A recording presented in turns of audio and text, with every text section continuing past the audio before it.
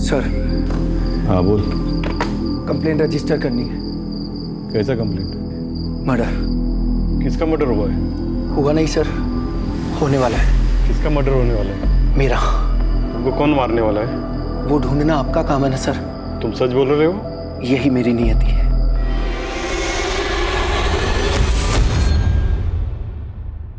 नियति, इस एक शब्द के इर्द गिर्द इंसानी जीवन का ताना बाना बना हुआ है। नमस्कार, आदाब। मैं अनूप सोनी क्राइम पेट्रोल सतर्क के ब्लैक हेडलाइंस अध्याय के आज के एपिसोड में आप सबका स्वागत करता हूं। आज की इस चौंका देने वाली ट्विस्ट और टर्न से भरपूर कहानी में आप नियति का वो खेल देखेंगे जो वाकई में हम इंसानों के वश में नहीं।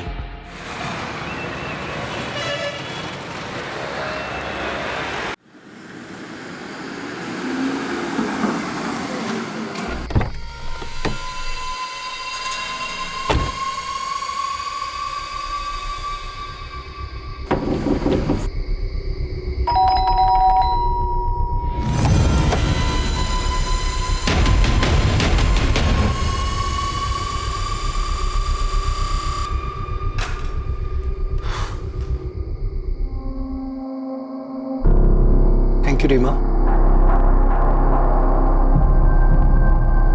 रीमा, चलो जाओ अपने कमरे में। जी भैया।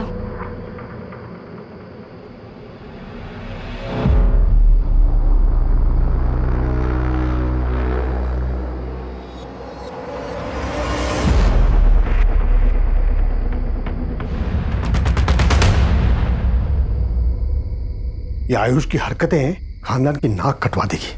किसका खानदान? मेरा या आपका?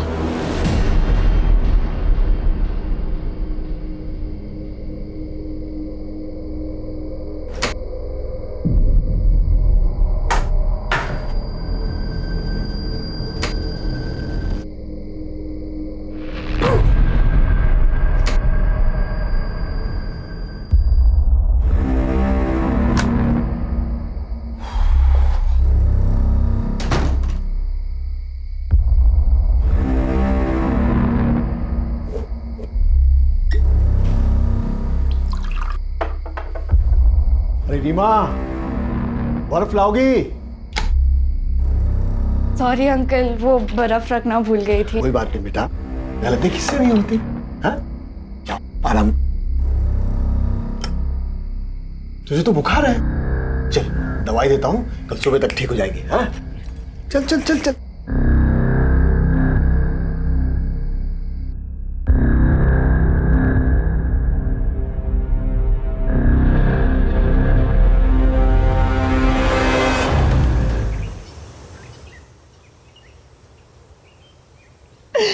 मम्मी, मोहित बहुत बुरा है। मैंने उस पर कितना भरोसा किया था। उसके कहने पर उसके साथ घर छोड़ के भाग गई, उससे शादी की। मैंने बहुत बड़ी गलती कर दी मम्मी। काश मैंने आपकी बात मान ली होती। अब मैं उसके पास कभी वापस नहीं जाऊंगी। नन्नी, ये क्या है नन्नी? हमारा थोड़ा झगड़ा क्या हो गया, तुम घर छोड़कर चली आई। चलो कोई बात नहीं, घर चलो। नहीं, मैं कह रहा हूं ना घर चलो। नहीं आऊंगी मैं कह रहा हूं। हाथ पर लगा मेरी बहन को। वो मेरी पत्नी है, समझा तू? चल चल निकल अब। अरे एक मिनट, अब मैं दिखाता हूं कि मैं क्या कर सकता हूं। किसी को नहीं छोड़ूंगा। जा, मत छोड़ना, जा निकल। अब मैं बताता हूं, रुक। आयुष भैया,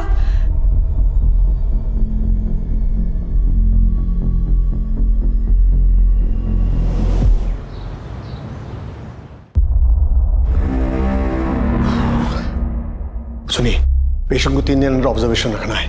बीपी और शुगर मॉनिटर करते रहना है सर। ओके पापा, आपने मेरा क्रेडिट कार्ड ब्लॉक क्यों की? पैसे खर्च करने की एक लिमिट होती है। लेकिन आपकी दी हुई लिमिट में ही तो कर रहा हूं ना पापा। 1 महीने का खर्च 1 हफ्ते में कर रहे हो। लेकिन किसी इंसान के नो मोर आर्ग्यूमेंट्स। आप अपनी मनमानी कब तक करते रहेंगे पापा? जब तक जिंदा हो तब तक। सर वो प्रदीप जी अपने अकाउंटेंट। क्या हुआ उनको? सर जल्दी चलिए सर।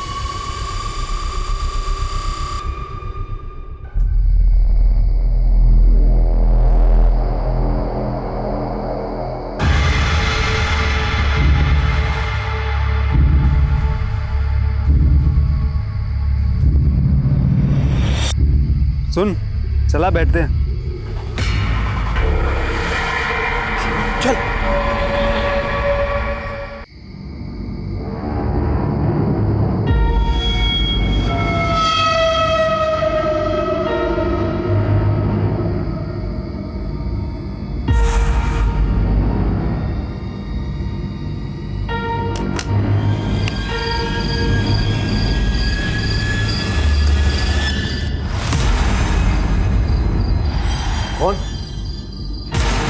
कौन है तू?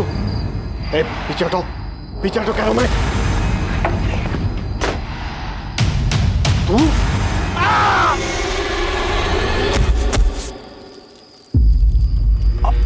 आवाज गोविंदा, कहीं कुछ आवाज हुई है? अरे कोई आवाज वाज नहीं है, तुझे चढ़ गई है। चुपचाप दारू का मजा ले। अरे इतनी भी नहीं चढ़ी है। हो गया, मैं देख के आता हूँ।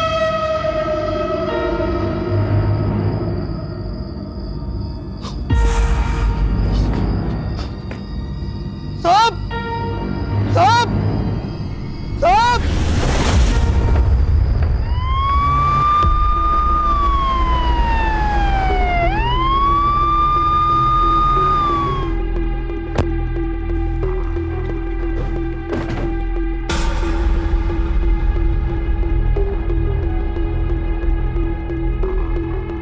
सर, ये तो डॉक्टर सुजीत है, हमारे प्रदेश के बहुत बड़े सर्जन हैं। इंदौर में खुद का हॉस्पिटल भी है सर।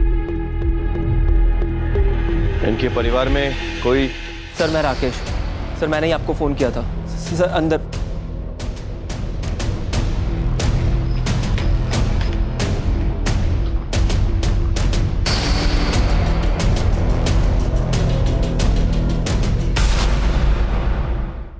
मध्य प्रदेश के जाने माने डॉक्टर सुजीत, उनकी पत्नी मालिनी और उनकी बेटी नंदिनी की बर्बरता से की गई हत्या से सभी घबरा गए थे। सवाल यह था कि एक डॉक्टर और उसके परिवार वालों की किसी से ऐसी क्या दुश्मनी थी कि इतने वहशियाना तरीके से उन सब की जान ले ली गई। आखिर क्या था इस भयंकर हत्याकांड का राज, और किसने इस जघन्य अपराध को अंजाम दिया था और क्यों?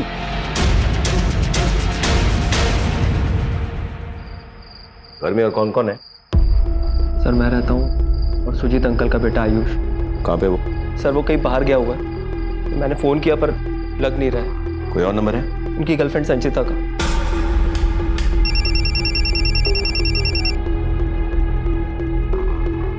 राकेश भैया। जी राकेश भैया। संचिता, आयुष है? आयुष तो नहीं है। हाँ एक मिनट। हाँ नाम लो, शैतान हाजिर। राकेश भैया का फोन है, तुम्हारा फोन नहीं लग रहा है, बात करो। हाँ राकेश, कहाँ है यार तू? जल्दी आ, यहाँ बहुत गड़बड़ हो गई है, पुलिस भी आई हुई है। क्या? Hey Ayush, thank you so much यार हेल्प करने के लिए। अरे यार ये सब बातें बाद में करना, आयुष के घर पे पुलिस आई है। चल यार जल्दी। क्या पुलिस? हाँ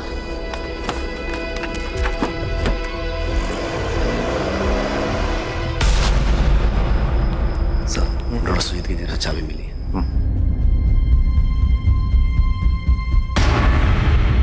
कौन कौन काम करता है इस घर में? साहब मैं वॉचमैनी करता हूँ और माला यहाँ काम करती है जो दिन में ही चली जाती है। घर में इतनी बड़ी वारदात हो गई, कहाँ पे थे तुम? अब मैं इनके पास था। इनके साथ कहाँ पे थे? बगल वाले बंगले में। तुम्हारे साथ था? हाँ साहब, ये मेरे साथ ही था। क्या कर रहा था वहाँ पे? ऐसे दारू पी रहा था? नहीं। बाहर का मेन गेट तो खुला हुआ था क्योंकि तुम बगल वाले बंगले में दारू पी रहे थे, लेकिन अंदर का जो ये दरवाजा है घर का, ये बंद था या खुला था? बंद था साहब। पक्का? पक्का।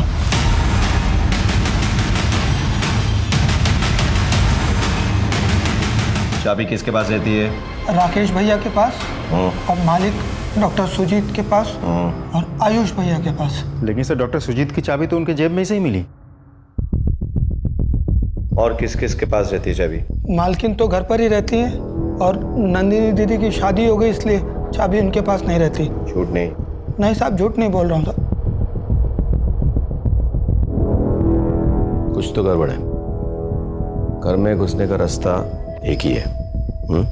तो महेंद्र एक काम करो, तुम आसपास पता करो, देखो कोई एटीएम है या कोई दुकान वुकान है, कोई सीसीटीवी हो तो उसका फुटेज निकाल, मुझे चेक करनी है, very important. Something is not right.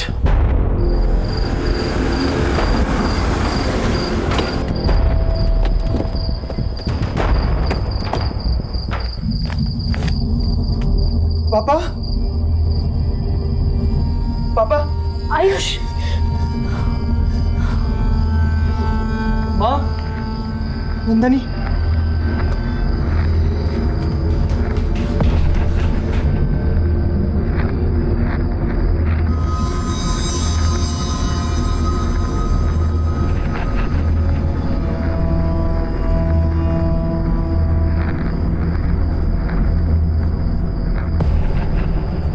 Rakesh, Reema का है, ठीक तो नहीं वो? हाँ, मैं भोपाल कल हॉस्टल से लौटा था। ऊपर तिजोरी खाली पड़ी है। Ayush, Ayush, I am sorry, तुम्हें मेरे साथ आना पड़ेगा।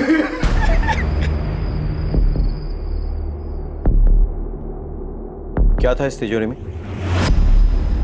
सर, हमारे पुश्तैनी गहने और यही कुछ घर खर्च के पैसे। कितने? 5-10 हज़ार रुपए। पापा उससे ज्यादा रखते भी नहीं थे। इन गहनों के कोई फोटोग्राफ्स हैं? नहीं सर, ये गहने तो माने बहुत साल पहले ही पहनना छोड़ दिया था। हाँ ठीक है, लेकिन कोई पुराना फोटोग्राफ जब आपके माँ ने गहने पहने हुए हो, मतलब जैसे शादी की फोटोग्राफ्स होते हैं। हाँ, एल्बम में शायद मिल जाए। Good good.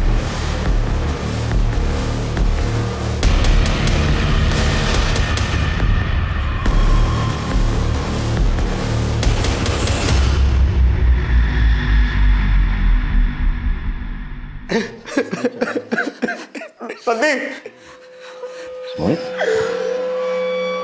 तुम यहाँ क्यों आए? अगर तुम हमारे घर होती तो आज ये सब नहीं होता Nandi. Excuse me, don't touch the body, please don't touch the body.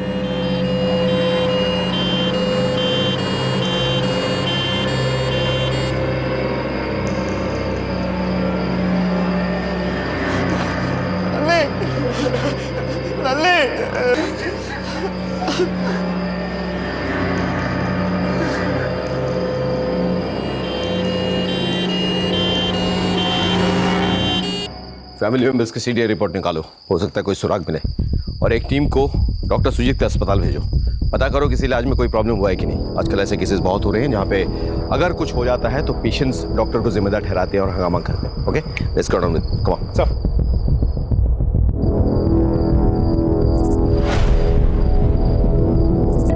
Hello, एक शॉप का एड्रेस भेज रहा हूँ। आज शाम 7 बजे से लेकर के अभी तक की उसकी सीसीटीवी फुटेज चाहिए।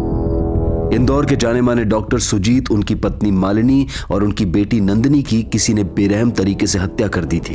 इस अप्रत्याशित घटना ने पूरे शहर को दहशत में डाल दिया था। कौन था इस निर्मम हत्या के पीछे और क्या था उसका मकसद?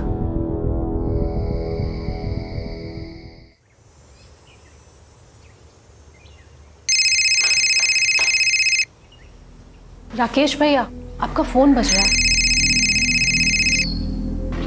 राकेश जी, मैं भोपाल के गर्ल्स हॉस्टल से बोल रही हूँ। जी। हमने आज अटेंडेंस ली तो पता चला कि रीमा हॉस्टल में नहीं है, और लड़कियों से पूछताछ की तो पता चला कि वो तो कल रात से ही गायब है। ऐसे कैसे हो सकता है? कहाँ है वो? आप लोग सो रहे थे क्या? उसके मोबाइल पे फोन करो। उसका मोबाइल उसके पिलो के नीचे से मिला है। मैंने लोकल पुलिस को इन्फॉर्म कर दिया है। अगर रीमा को कुछ हुआ ना तो मैं आप लोगों को छोड़ूंगा नहीं।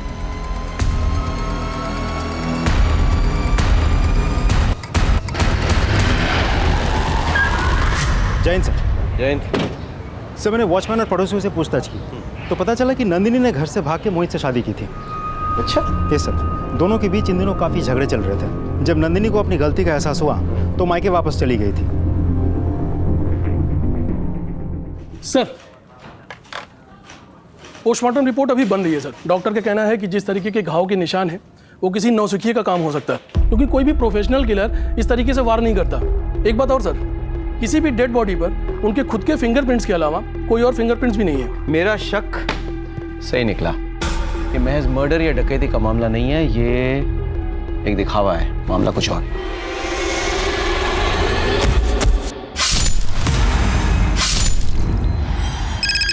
Excuse me sir. Hello sir, एक इन्फॉर्मेशन देनी है। एक मिनट, बोलो। सर, राकेश की बहन रीमा अपने गर्ल्स हॉस्टल से गायब है। राकेश से बात की? सर, कोशिश की मैंने, और वो खुद परेशान है, किसी से बात नहीं कर रहा। ठीक है, हम आते हैं। चलो लेट्स गो बॉयज।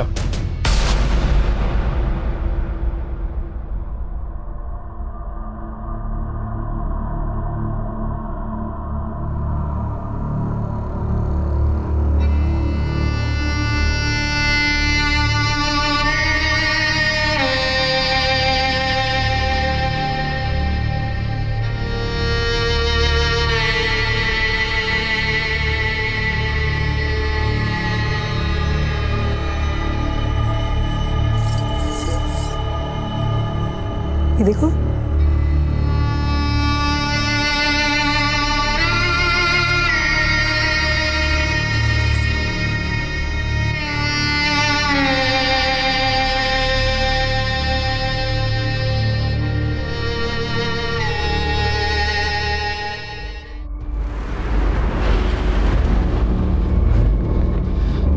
सर, अच्छा हुआ आप आ गए सर। सर, मेरी बहन खो गई है भोपाल गर्ल हॉस्टल से। क्या नाम है तुम्हारी बहन का? रीमा। एक काम करो, रीमा का फोटो ले लो और तमाम पुलिस स्टेशन में कांटेक्ट करो, और भोपाल पुलिस से भी कांटेक्ट करो और खबरियों से बात कर लो। हाँ,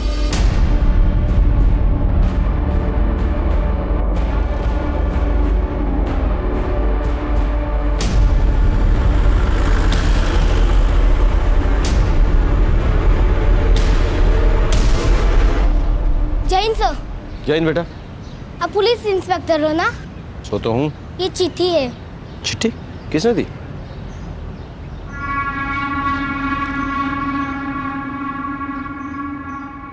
नमस्ते साहब। नमस्ते। मेरा नाम माला है। अच्छा। मैं यहाँ काम करती हूँ। सर, जब कल सुबह मैं काम के लिए आई तो मैंने देखा कि मम्मी, शायद मैं शादी के लिए रेडी ही नहीं थी। प्यार करते वक्त ऐसा लगा जैसे मोहित इस दुनिया का सबसे अच्छा लड़का है।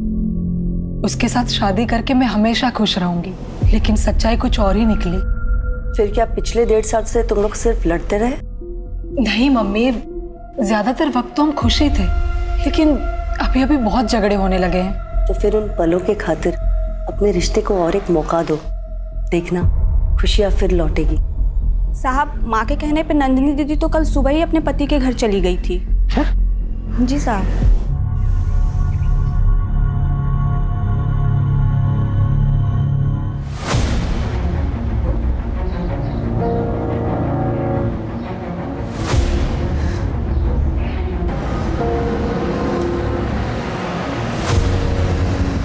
एक्सक्यूज मी, आप मुझे लिफ्ट दे सकते हैं? आइए बेटी।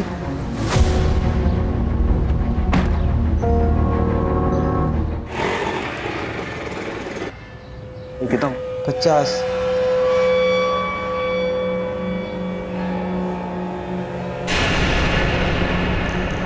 सर, आप यहाँ? हमें तुमसे कुछ बात करनी है मोहित। हाँ हाँ, अंदर आइए ना। आइए सर। अरे सर, वो कल रात को मैं आके लगता। अब आइए ना, बैठिए ना सर। वैसे भी सर, मैं आपके पास कल रात को आने ही वाला था।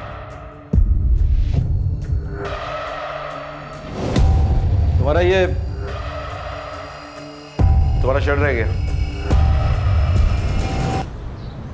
तुम नंदिनी से आखिरी बार कब और कहाँ मिले थे?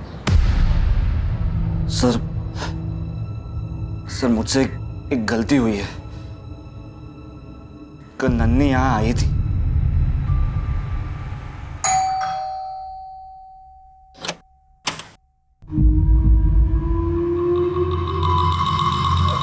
नंदिनी, तुम यहाँ? क्यों? मेरा घर है, मेरा पति है, आऊंगी नहीं क्या? अरे आ सकती हूँ, पर मैं क्या कह रहा था कि आओ ना, बैठकर बात करते। पहले तुम ये बताओ कि तुम बिना शर्ट के क्यों घूम रहे हो? कितनी ठंड बढ़ गई है तुम्हें पता है? बीमार पड़ना है क्या?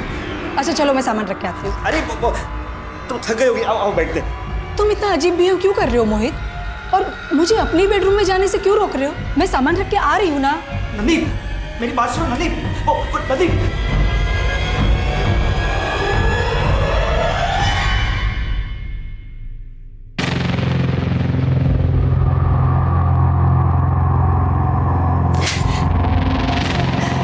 मैंने कभी नहीं सोचा था कि तुम इतना नीचे गिर जाओगे।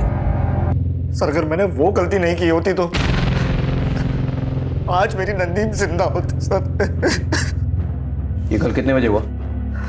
कुछ दोपहर के 2-2:30 बजे हुए सर। नंदिनी का मर्डर लगभग 9 बजे के करीब हुआ, राइट? 2 बजे और 9 बजे के बीच में तुम्हें टाइम नहीं मिला नंदिनी को कांटेक्ट करने का? सर मैंने उसे काफी फोन की पर उसने मेरा एक भी फोन नहीं उठाया और उसके बाद मुझे तुरंत नंदी की मौत की खबर मिली सर।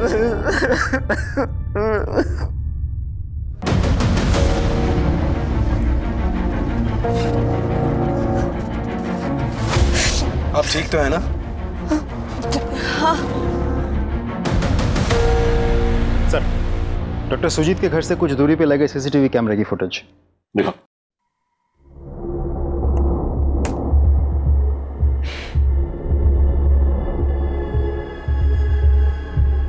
इससे कुछ पता नहीं चल रहा है। ये तो ऑटो रिक्शा में लोग आते जाते देख रहे हैं बस। इस केस के तमाम पहलू अनक्लियर हैं। एक काम करते हैं कि इसकी एक एक कड़ी को जोड़ते हैं। अब तक हमें क्या पता है? पोस्टमार्टम रिपोर्ट के मुताबिक ये मर्डर किसी अनप्रोफेशनल यानी एमेचर ने किया है। मर्डर के दिन घर का वॉचमैन बगल वाले बंगले के वॉचमैन के साथ दारू पी रहा था।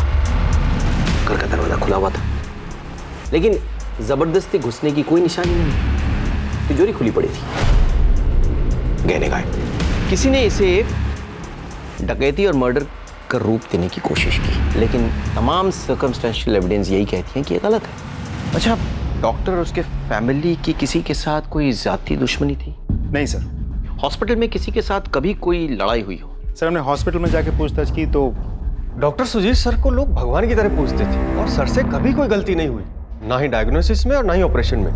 100% रिकॉर्ड था उनका। डॉक्टर सुजीत अपने स्टाफ को बहुत मानते थे, इनफैक्ट अपनी फैमिली की तरह मानते थे। सर, हॉस्पिटल के सारे स्टाफ तो डॉक्टर सुजीत की बहुत तारीफ कर रहे थे। सर, सीडीआर रिपोर्ट आ गई सर। रिपोर्ट के मुताबिक जिस वक्त ये घटना हुई उस वक्त मोहित अपने घर पर था और आयुष का मोबाइल स्विच ऑफ था सर, और राकेश ठीक उसी वक्त घर पर आया था। टाइम में सर थोड़ा आगे पीछे है। आयुष का मोबाइल स्विच ऑफ होना कोई इत्तेफाक नहीं हो सकता। एक काम करो, राकेश और आयुष पे नजर रखो। उनकी बहन रीमा का कुछ पता चला? सर, अभी तक तो नहीं।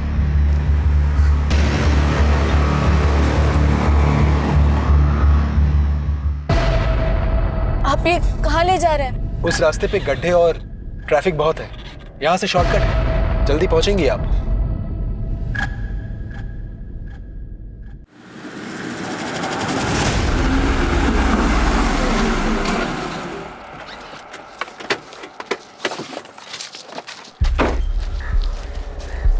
चलो अंदर चल के थोड़ा आराम करते हैं, फिर चले जाएंगे। मुझे लेट हो रहा है। ज्यादा टाइम नहीं लगेगा, तुरंत निकल जाएंगे।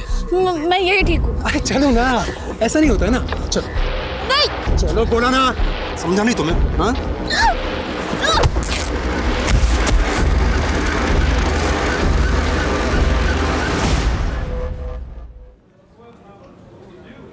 सर मैं अंदर आ सकता हूँ?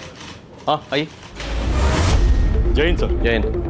मैं पांडे, पलाशिया पुलिस स्टेशन। जी। डॉक्टर सुजीत मर्डर केस के बारे में हमारे पास जानकारी थी। अच्छा, व्हाट? आयुष ने अपने मर्डर की एनसी लिखवाई है?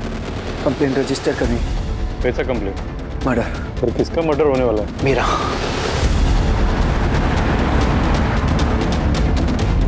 आयुष।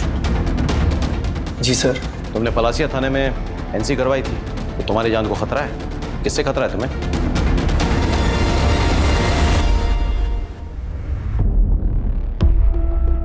मतलब तुम्हें डॉक्टर सुजीत से खतरा था? कहीं ऐसा तो नहीं कि डॉक्टर सुजीत तुम्हें मार डाले, इस डर से तुमने उन्हें पहले मार दिया? नहीं सर, उनकी नियति उन्हें ले डूबी सर। लेकिन क्यों? डॉक्टर सुजीत तो तुम्हारे पापा थे, वो भला तुम्हें क्यों मारेंगे? ये मैं आपको नहीं बता सकता सर। कोई बात नहीं, हमें तो पता चल ही जाएगा। सारे राज खुल जाएंगे। मौत का राज, कहने की चोरी, सारे मुखौटे खुल जाएंगे, सच्चाई अपने आप बाहर आ जाएगी। बिल्कुल, मैं भी यही चाहता हूँ। लेकिन जब सच्चाई हमारे हाथों लगेगी तब तुम्हारा क्या होगा? पछताओगे ना? पछताने के लिए मेरे पास बहुत कुछ है सर। आप लोगों को बताने से कोई फायदा नहीं। आयुष कुछ छुपा रहा है। कुछ तो है इनकी फैमिली में जिसके कारण आयुष ने अपने मर्डर की एनसी लिखवाई है। सारी बातें बता नहीं रहा है, but I need all the information, alright? As soon as possible पता करो।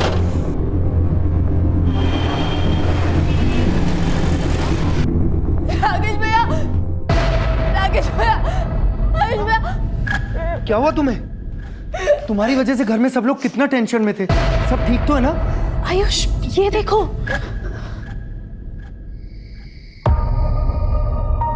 रीमा, बेटे तुम्हारे साथ जो कुछ भी हुआ बहुत बुरा हुआ, लेकिन बिना बताए इस तरह से हॉस्टल से तुमको नहीं भागना चाहिए था। टीवी पर खबर देखी तो पता चला कि अपने घर में 3 मर्डर हुए। मुझे कुछ समझ में नहीं आ रहा था मैं क्या करूं। बहुत घबरा गई थी। हॉस्टल वालों को पूछती तो जब तक राकेश भैया लेने नहीं आते तब तक वो मुझे नहीं निकलने देते। इसलिए मैं किसी को बिना बताए चला गया। बेटे तो सब ठीक हो जाएगा। हम लोग हैं, will take care of you, ठीक है? डरो मत। बेटे तुम्हारे भैया कहाँ पे हैं? वो सुजीत अपने आप को डॉक्टर कहलाता था। साले की इतनी सेवा की, क्या दिया उसने मुझे? हाँ, साला आश्रित बना के एहसान जताता रहा और अपने इशारों पे नचाता रहा। ये करो, वो करो, ऐसा करो, वैसा करो।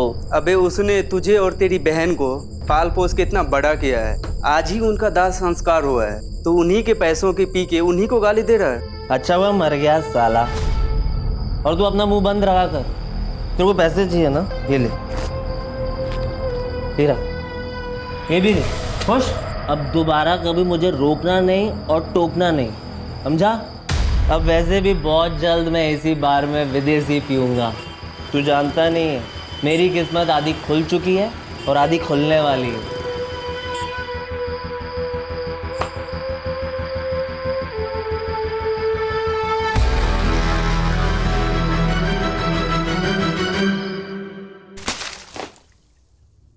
नशा उतरा? चला बता, बार में बैठ के डॉक्टर सुजीत को गालियां क्यों दे रहा था? और तेरे पास 2-2 हजार के नोट कहां से आए रे? सर, सुजीत बहुत खराब आदमी था, गंदा था वो। मेरी बहन रीमा को दवा के नाम पे नींद की गोलियां देता था। चल दवाई देता हूँ, कल सुबह तक ठीक हो जाएगी। हाँ चल चल चल चल। और देर रात उसके कमरे में जाकर उसको इधर उधर हाथ लगाता था।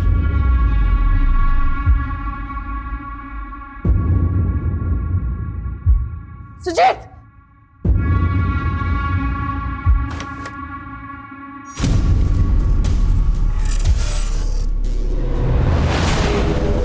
तुम अपने बहन को कहीं और रखो, किसी गर्ल्स हॉस्टल में।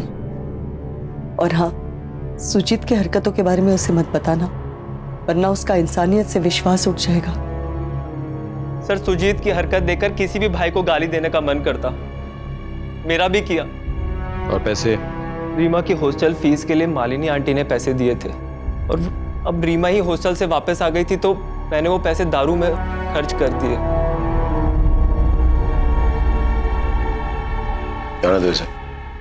चरित्र, किसी भी गुनाह के पीछे सबसे ज्यादा अहम होता है उसमें शामिल लोगों का चरित्र। और डॉक्टर सुजीत के चरित्र पर हुए पर्दाफाश ने तो जैसे पुलिस को भी सख्ते में ला दिया था। एक एक करके इस केस में शामिल सभी लोगों के असली रंग पुलिस के सामने आ रहे थे।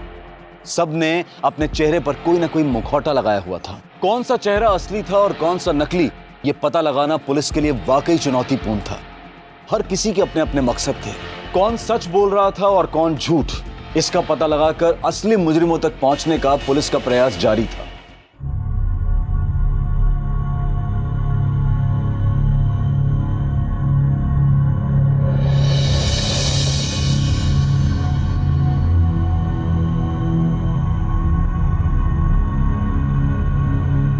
सर, लिस्ट में जितने भी नंबर्स हैं। सर, डॉक्टर सुजीत के हॉस्पिटल से उनके अकाउंटेंट का फोन आया था। वो आपसे कुछ अर्जेंट बात करना चाहते हैं सर। सर, उस दिन मैंने डॉक्टर सुजीत सर को 15.5 लाख कैश बैंक में डिपॉजिट करने के लिए दिए थे। क्या हुआ प्रदीप? हाँ, अरे तुम्हें तो पसीना आ रहा है। 1 महीने पहले तुम्हारी एंजियोप्लास्टी हुई है, तुम इतना केयरलेस कैसे हो सकते हो? जरूर तुम्हारा बीपी बढ़ गया होगा। सिस्टर, मैं एडमिशन करने की तैयारी करो और जो दवाई लिख के दूंगा वो इन्हें देना है। 3 दिन तक कोई काम नहीं करनी है। सर, पहले मैं बैंक में कैश डिपॉजिट करके आऊँ। बहुत बड़ी अमाउंट है सर, 15.5 लाख। फिर आके मैं एडमिट हो जाऊंगा। बैंक में कैश ही डिपॉजिट करनी है ना, तो मैं कर दूंगा घर जाते वक्त। चलो, तुम चलो मेरे साथ। मुझे हार्ट प्रॉब्लम है, इसलिए किसी ने मुझे बताया नहीं कि सुजीत सर और उनकी फैमिली का मर्डर हो गया है। लेकिन जब मुझे पता चला तो मैंने सबसे पहले बैंक अकाउंट चेक करवाया, लेकिन बैंक के स्टेटमेंट के मुताबिक उसमें वो 15.5 लाख नहीं है।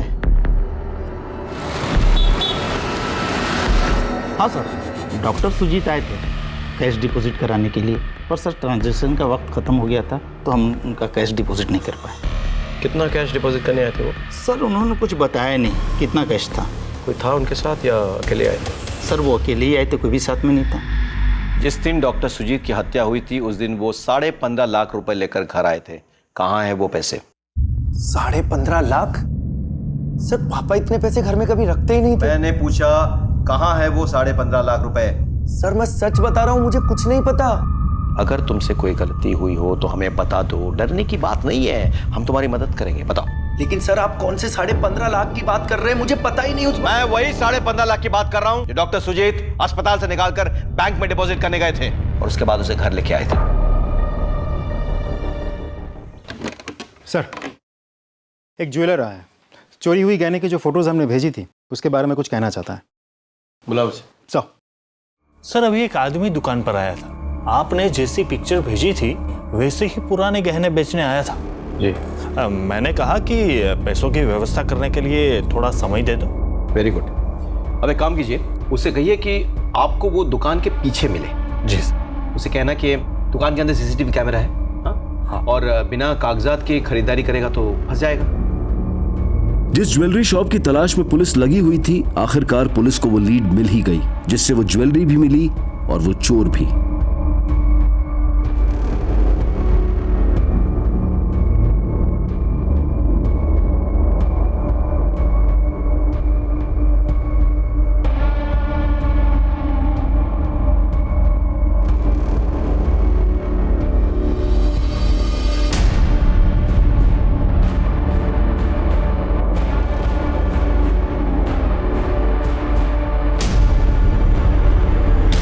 लाया हूं।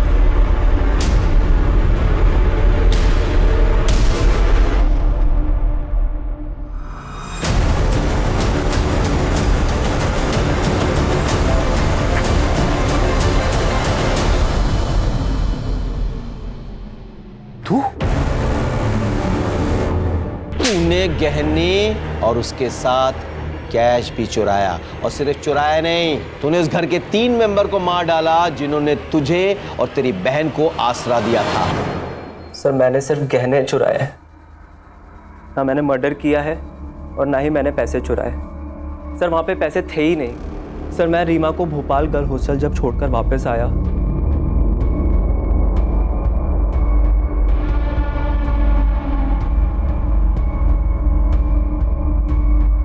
फिर मैं सुजीत अंकल के कमरे में गया।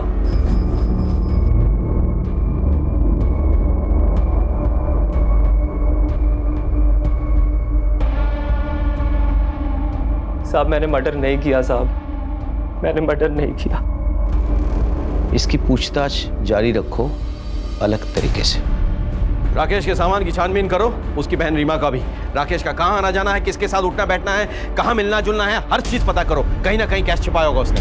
मोहित के घर भी छान मारो, संचिता के घर भी सर्च करो। ये 15.5 लाख कैश हमें मिलनी चाहिए। इस केस का सबसे बड़ा ट्विस्ट है वो 15.5 लाख रुपए। सीडीआर रिपोर्ट के मुताबिक मर्डर के दिन डॉक्टर सुजीत की मूवमेंट क्या थी? सर डॉक्टर सुजीत पहले अपने हॉस्पिटल से निकल के बैंक गए और फिर बैंक से अपने घर पर पहुंचे, और घर पे गहने रखे थे। इसकी खबर राकेश को थी, आयुष को थी। राकेश ने गहने चुराए, लेकिन ये कैश, ये 15.5 लाख कैश ना हमें राकेश के पास मिले, ना आयुष के पास, और ना ही मौका वारदात पे आए मोहित के पास। एक काम कर महेंद्र, अस्पताल और बैंक के सीसीटीवी फुटेज निकालो, मुझे चेक करना है। सर, आपका शक सही निकला। डॉक्टर सुजीत की फैमिली में वाकई बहुत राज छुपे हैं। एक्चुअली इनकी फैमिली का एक राज है सर। कैसा राज? आयुष सुजीत का अपना बेटा नहीं है, वो मालिनी की नाजायज औलाद है। सुजीत मालिनी के पिता के हॉस्पिटल में जूनियर डॉक्टर था। मालिनी अपने प्रेमी से प्रेग्नेंट हो गई, प्रेमी भाग गया। इज्जत बचाने के लिए मालिनी के पिता ने मालिनी की शादी सुजीत से कर दी। सुजीत ने भी प्रॉपर्टी के लालच में मालिनी से शादी कर ली। सुजीत मालिनी को खुश रखने की कोशिश करता था, पर वो सब दिखावा था। वो तो मालिनी के पैसे लेकर अय्याशी में उड़ा दिया करता था, इसलिए उन्होंने विल बनाने की बात की। मैंने ही विल बनाई थी।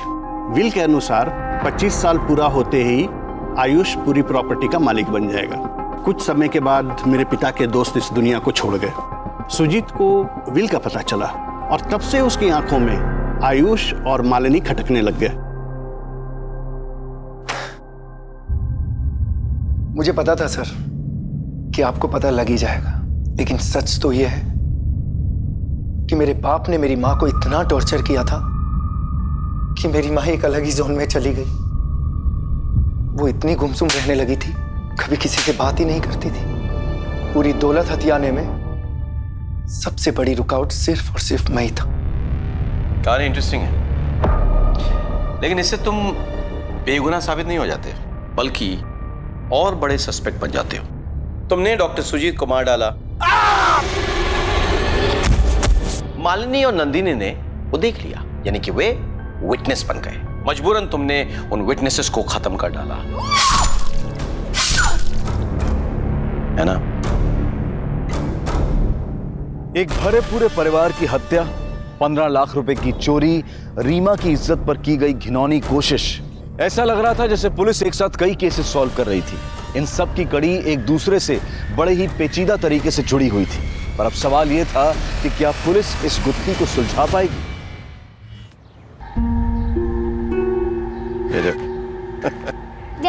जय हिंद बेटा, जय हिंद। बड़ा हो गया क्या बनेगा? आपकी तरह पुलिस वाला।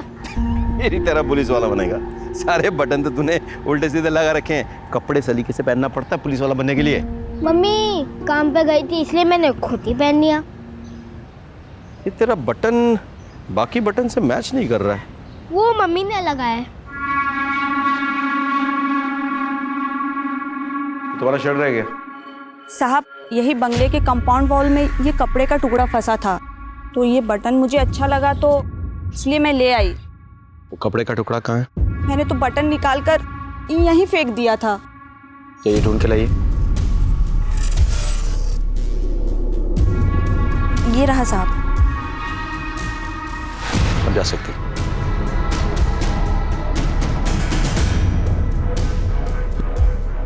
सर, ये शर्ट का टुकड़ा मेरा नहीं है। फोरेंसिक के रिपोर्ट से साबित हो जाएगा ये टुकड़ा तेरे शर्ट का ही है। बोल डाल, सच बोल। सर, मैंने सोचा कि मायके जाकर उसके साथ एक बार बात करता हूँ, उसे फिर से घर लाता हूँ। बस उस रात को मैं उसके घर गया था। नन्नी, नन्नी,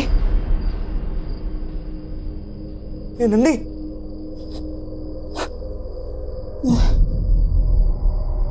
अरे देखो साहब को क्या हुआ, देखो देखो साहब को क्या हुआ, ऊपर देख रहे।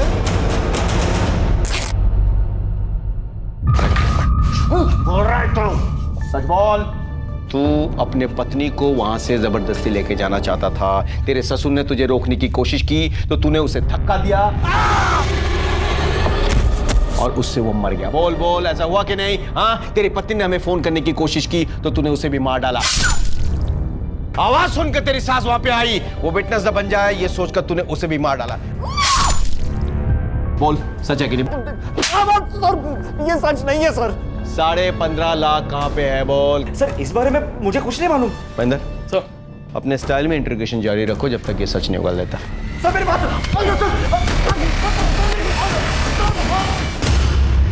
सर, बैंक और हॉस्पिटल दोनों जगह की सीसीटीवी फुटेज आ गए सर। सर, ये बैंक का फुटेज है।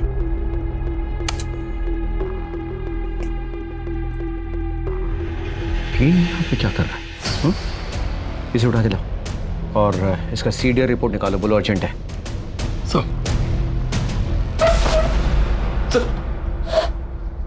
सर मुझे यहाँ क्यों लाया? मैंने क्या किया? तूने क्या किया? तूने पैसे चुराए।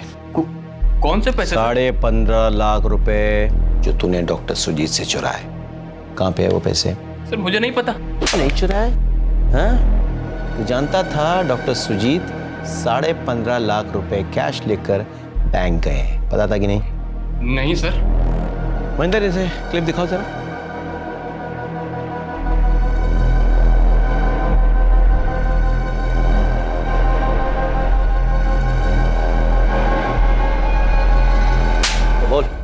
क्या कर रहा था तू उस दिन डॉक्टर सुजीत के घर पे? सर मैं वहां गया ही नहीं। हमारे पास सारे एविडेंसेस हैं, समझा? टाइम, लोकेशन, सब कुछ। तेरा मोबाइल खुद चल के तो नहीं गया था उसके घर? बता दे, देख बता दे। सर मत मारिए, बताता हूँ। प्लीज सर मत मारिए सर, सब बताता हूँ सर, सब बताता हूँ। सर मुझे दारू, ड्रग्स और लड़कियों पे पैसे उड़ाने की लत लग गई थी सर। मुझ पे बहुत सारा लोन चढ़ गया था और जिन लोगों से लोन लिया था वो जान के दुश्मन बन गए थे। आए दिन जान से मारने की धमकी देते थे। सर मैं बहुत परेशान हो गया था, क्या करूँ कुछ समझ नहीं आ रहा था। अचानक सुजीत अंकल के पास इतना सारा कैश देख के लगा कि अगर ये पैसे मुझे मिल जाए तो अपनी जान बच सकती। मैंने आयुष को कई बार देखा था, वो अपने घर की चाबी अपनी कार की चाबी के साथ एक ही की चेन में रखता है सर। सर मैंने प्लान बनाया, मैं किसी तरह आयुष की कार ले गया, सुनसान जगह सर कार पार्क की और मैंने एक चाकू खरीदा। मंकी कैप पहन के मैं सुजीत अंकल के घर में घुसा सर, चाबी से दरवाज़ा खोला और धीमे पाँव रूम में रखे। सर जैसे ही मैं लॉकर के पास पहुंचा, इत्तेफाक से सुजीत अंकल भी वहीं थे। पीछे हटो कह रहा हूं मैं। तू ये काम कब से करने लगा?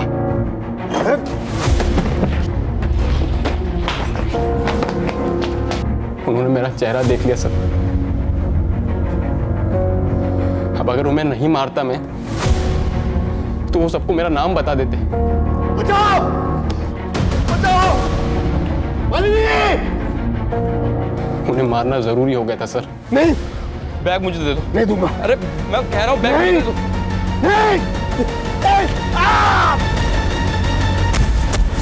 मैं फटाफट पैसे लेके भागने की कोशिश कर ही रहा था कि नंदिनी और मालिनी आंटी ने मुझे देख लिया।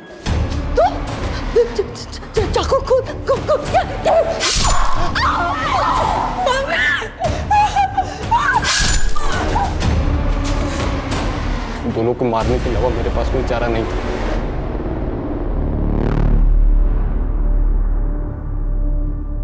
जीवन के बुनियादी रिश्तों को दांव पर लगाने वाले इस उलझे हुए केस को पुलिस ने अपनी मेहनत और सूझबूझ से सुलझा दिया। असली अपराधी को सबूतों के साथ अदालत में पेश किया और उन्हें कानून से सख्त सजा दिलवाई।